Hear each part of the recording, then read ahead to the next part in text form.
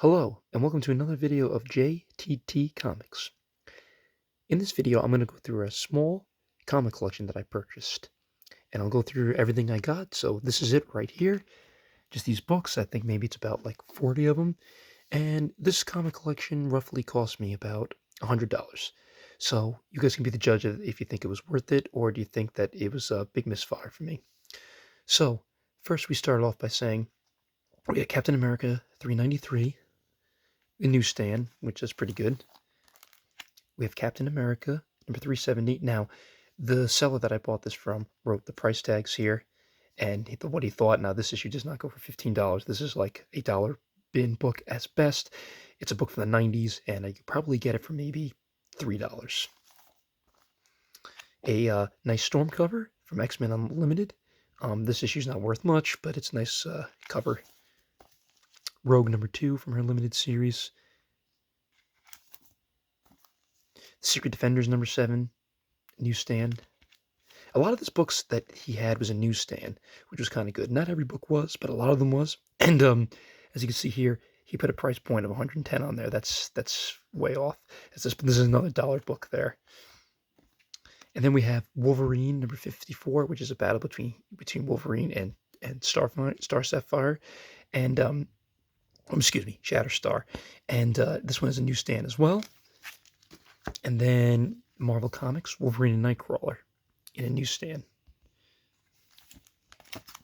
Then we got Wolverine number 77, which is a classic battle between Wolverine and Lady Deathstrike. Newsstand. Then he had a couple Amazing Spider-Mans. He had his Amazing Spider-Man 267 in a newsstand. Marvel Knights Spider-Man.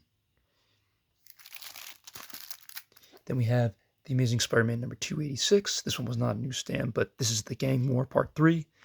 I never actually read this one entirely. Maybe I should go back and read the Gang War.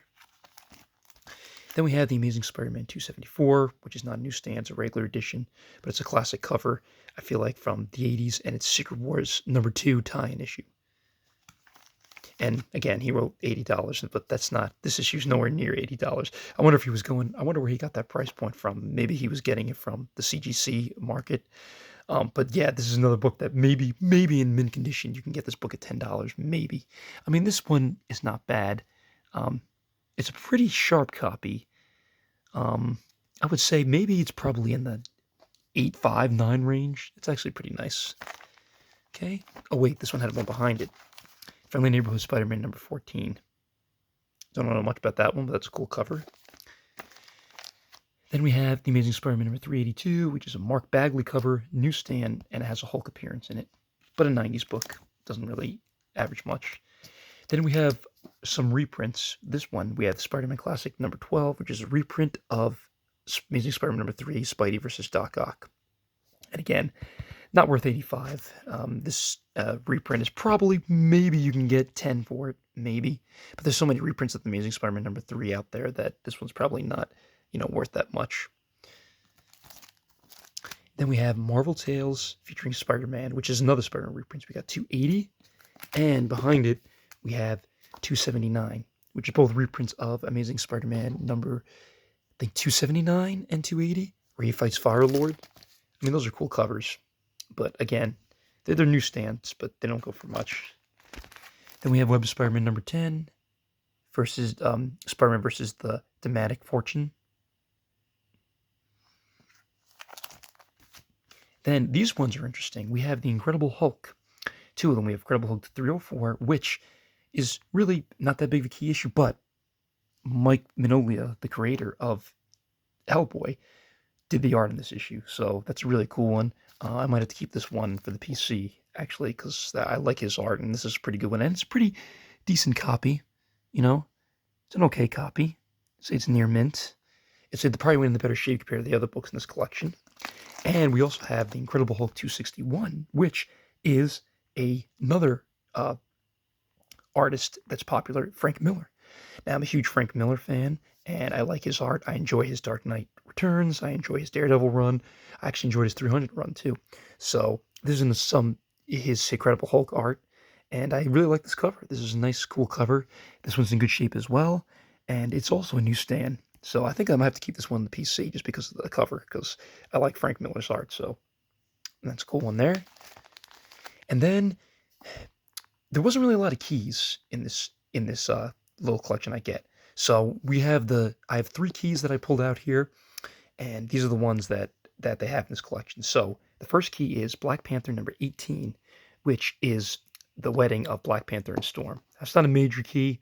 It's a really, really minor key, and this one probably goes for like maybe if you near mint $10. But it's cool because Storm and Black Panther get married, and it's a shame that we probably will never see that in the MCU with the passing of Chadwick Boseman, because this would be a pretty good spec bet if Storm showed up and he actually had a love interest for her and married her. So I remember when Black Panther first came out, Black Panther 2, there was speculation that maybe Storm was going to make an appearance in it, and that she showed up with his son, T'Challa's son, which that ended up happening in the movie, but it wasn't Storm. I mean, I think it would be kind of cool if Storm showed up, but the MCU doesn't have the rights to X-Men yet until 2026. But anyway, still a cool issue. And it's not in the best shape. It's got, little bends here and there, but it's a cool cover. All right, so the next one we have is Fantastic Four number 232, which is the first one of the John Byrne run, and it has some type of Doom appearance, Legion of Doom or something with Doom in it. And this is actually pretty good shape. So, and again, this is not a big major. I mean, it's a newsstand, but it's not a big major key. It's a minor key. It's probably about maybe 15, $20 you can get for it near mint. But still a cool one, cool cover. And I'm still waiting for the Fantastic Four to show up in the MCU. So yeah, they're going to be really cool when they show up. And here we have, which is not in the best shape. He had a lot of these. All of these here, for the most part, besides the Black Panther one, were in bagged and boards. And he had a few of them that had water damage that were not bagged and board. And this was one of the ones that came with it. And I pulled this one out because it is a Clinton Crane cover, and his covers go. A lot of people like to speculate on his covers, and they like to collect his covers. So even though this one's not in best shape, but it is a cool Clinton Crane cover. Now, this one is interesting. You may look at this first glance and be like, hey, that's the Captain America, Origin of Captain America, number 1. Well, you would think so, and I thought so too. In fact, when this seller posted this listing, and as you can see beforehand, there's not really anything great in here that's worth $100, and you're probably like, yeah, this collection really wasn't worth $100. And when I should have done more research, but when I clicked on his link that he was selling, he had this comic here, and this is a comic I've been after for a while. It's one of the last Captain America Kirby arts, I think. Captain America 109 is one of his last arts he did on Captain America, and it's a classic Kirby art, and with him ripping through the newspaper, it's one of his classic stories there in the Silver Age.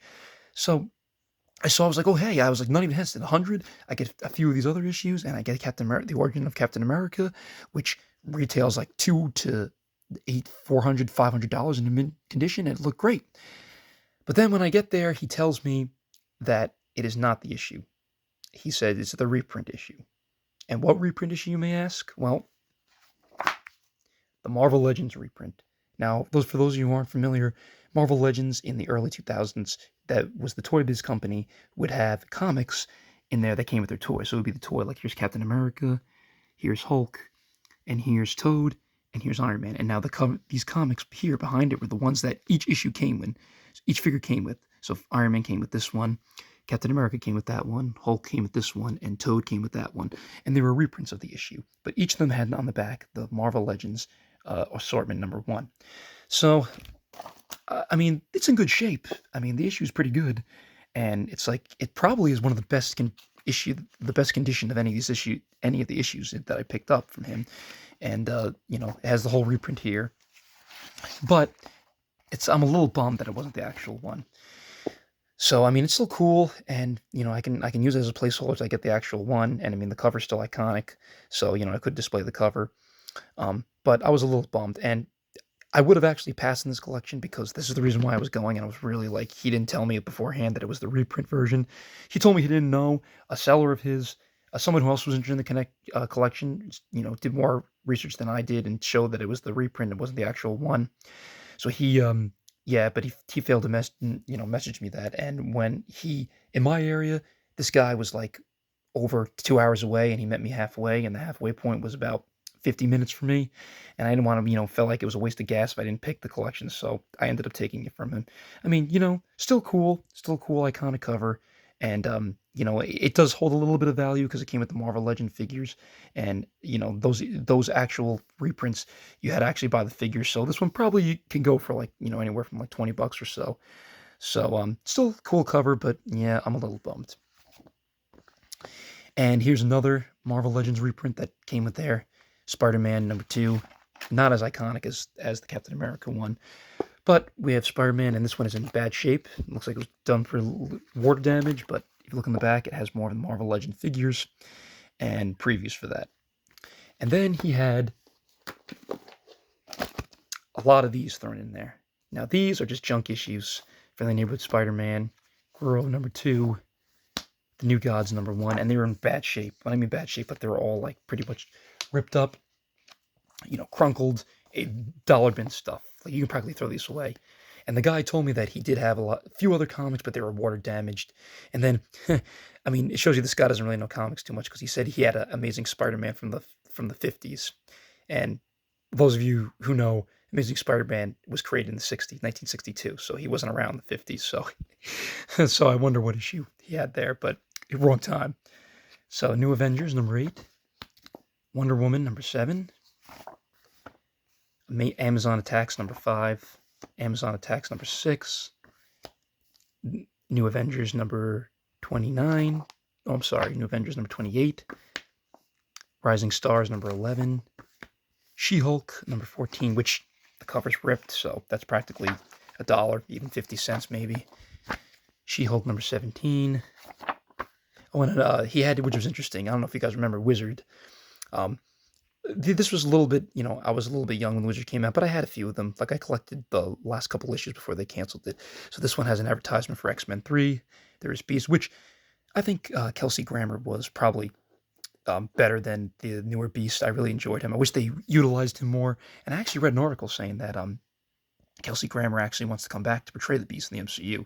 I mean, what do you guys think? I think he did an excellent job as Beast. I would like to see him again, whereas X-Men 3 didn't really utilize him that well. But yeah, we got a Wizard magazine, and for those who don't know, Wizard had it was a comic magazine with all like comic articles and such, showing you up-to-date news and of current articles. Like this one has, Secret Wars was around at the time.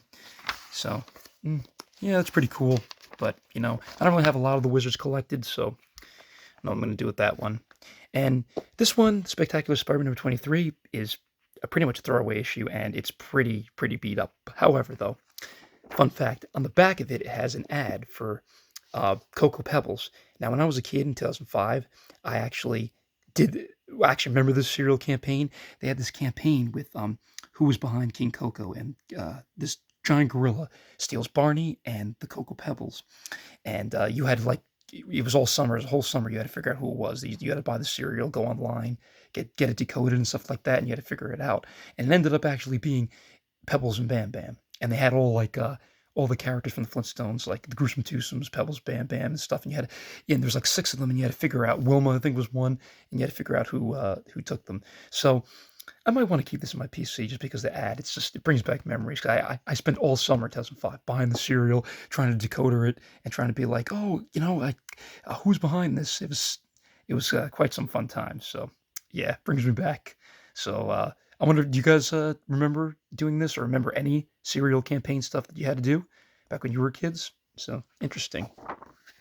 Then we have Ultimate Spider-Man #91, which is a Deadpool appearance, but really bad shape. Amazing Spider-Man #524, bad shape. Ultimate Spider-Man #120, pretty bad. And then we have another She-Hulk issue, which is practically ripped. Then we have a cool one, which is Wonder Years, which is a wraparound cover, and it's like the death of Wonder Man. This is interesting. I've never seen this one. It's pretty bad shape like the other ones, but it seems like a good read. And then we have the Marvel Knights Spider-Man #22. So, that completes the collection. It's probably about maybe close to 50 books in total. Probably about like 45, 50. So, what do you think? What do you guys think? Do you think I spent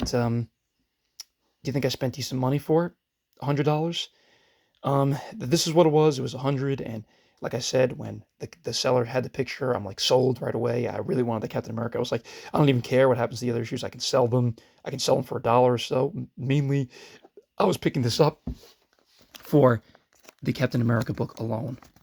So, yes, for this one alone. I was picking it for the Captain America one alone. So, I mean, like I said, it's a cool cover. I'm still glad to have it, and I can reread the issue, but I'm pretty bummed that it wasn't the actual one. So, what do you guys think? Do you think that I overpaid for this collection? Do you think $100 was worth this collection? And did you get the Marvel Legend figures growing up? Did you have Wizard Magazine growing up? And did you have any serial promotions that you did growing up? So that was my comic collection. Hopefully I'll be picking up another collection soon. So in the meantime, you guys can like, comment, subscribe, and I'll see you in the next video. Take care.